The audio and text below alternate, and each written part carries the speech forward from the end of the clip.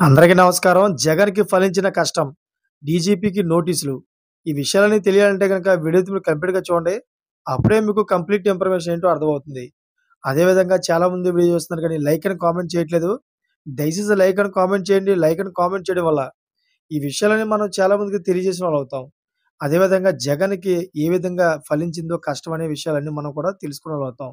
ఇంక లేట్ చేయకుండా పూర్తి వివరాలేంటో మనం తెలుసుకుందాం. ఫ్రెండ్స్, ఏపీలో మున్సిపల్ ఉప ఎన్నికల్లో జరిగిన విధ్వంసాలపై జాతీయ మానవ హక్కుల కమిషన్ తీవ్రంగా స్పందించింది.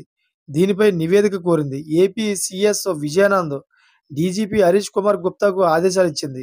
ముఖ్యంగా Tirupati municipal corporation deputy mayor ఉప ఎన్నికల్లో సంభవించిన ఘర్షణలపై స్పందించింది. డిప్యూటీ మేయర్ ఎన్నికల సమయంలో వైఎస్ఆర్ కాంగ్రెస్ పార్టీ కార్పొరేటర్లపై కూటమి నేతలు దాడి చేశారన్న ఆరోపణలు ఉన్నాయి. అయితే నెల 3న వైఎస్ఆర్ కాంగ్రెస్ పార్టీకి చెందిన కార్పొరేటర్లు బస్సుపై వెళ్తుండగా టీడీపీ కూటమి నేతలు ఆపి దాడి చేశారన్న ఆరోపణలు ఉన్నాయి. బస్సు కిటికీల అద్దాలను పగలగొట్టారు. అదేవిధంగా ముందుకు కదలకుండా టైర్లలోని గాలి తీసేశారని వైఎస్ఆర్ కాంగ్రెస్ పార్టీకి చెందిన తిరుపతి మాజీ ఎమ్మెల్యే భూమన కరుణాకర్ రెడ్డి, మాజీ డిప్యూటీ మేయర్ అభినయ్ రెడ్డి ఆరోపించారు. దీనిపై వారు మీడియాతో మాట్లాడుతూ కూటమి నేతల తీరును, వారికి అండగా నిలుస్తున్న పోలీసుల తీరును ఆక్షేపించారు. అయితే వాస్తవానికి తిరుపతి మున్సిపల్ కార్పొరేషన్‌లో తెలుగుదేశం పార్టీకి డిప్యూటీ మేయర్ గెలుచుకునే బలం లేదు.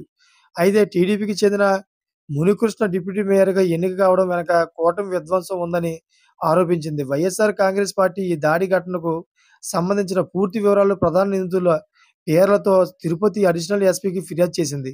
అయితే ఈ ఫిర్యాదు మేరకు శ్రీ వెంకటేశ్వర యూనివర్సిటీ పోలీస్ స్టేషన్‌లో కేసు నమోదైంది. అయితే ప్రధాన నిందితుల పేర్లు లేకుండా ఎఫ్ఐఆర్ రాసినట్లు వైఎస్ఆర్ కాంగ్రెస్ పార్టీ ఆరోపిస్తుంది. దీనిపై ఈ నెల 14న తిరుపతి ఎంపీ గురుమూర్తి ఎన్‌హెచ్‌ఆర్‌సీని ఆశ్రయించారు. తిరుపతి డిప్యూటీ మేయర్ ఎన్నికల సందర్భంగా వైఎస్ఆర్ కాంగ్రెస్ పార్టీ కార్పొరేటర్లకు రక్షణ కల్పించాలని హైకోర్టు ఆదేశించిన విషయాన్ని గుర్తు చేశారు. అయినా సరే ఏపీ పోలీసులు పట్టించుకొని వైనాన్ని మానవ హక్కుల కమిషన్ దృష్టికి తీసుకెళ్లారు. అయితే దీనిపై తాజాగా స్పందించింది జాతీయ మానవ హక్కుల కమిషన్. ఈ దాడికి సంబంధించి ఇప్పటివరకు ఎలాంటి చర్యలు తీసుకున్నారనే విషయంపై 4 వారాల్లో నివేదిక సమర్పించాలంటూ రాష్ట్ర ప్రభుత్వ ప్రధాన కార్యదర్శి రాష్ట్ర డీజీపీని ఆదేశించింది. జాతీయ మానవ హక్కుల కమిషన్ దీంతో జాతీయ స్థాయిలో ఇది చర్చకు దారితీసింది. ఇప్పటికే ఏపీలో కూటమి ప్రభుత్వం విధ్వంసాలకు పాల్పడుతుందని వైఎస్ఆర్ కాంగ్రెస్ పార్టీ ఆరోపిస్తుంది. సరిగ్గా ఇటువంటి సమయంలోనే మానవ హక్కుల కమిషన్ స్పందించడం విశేషం. Thanks for watching friends.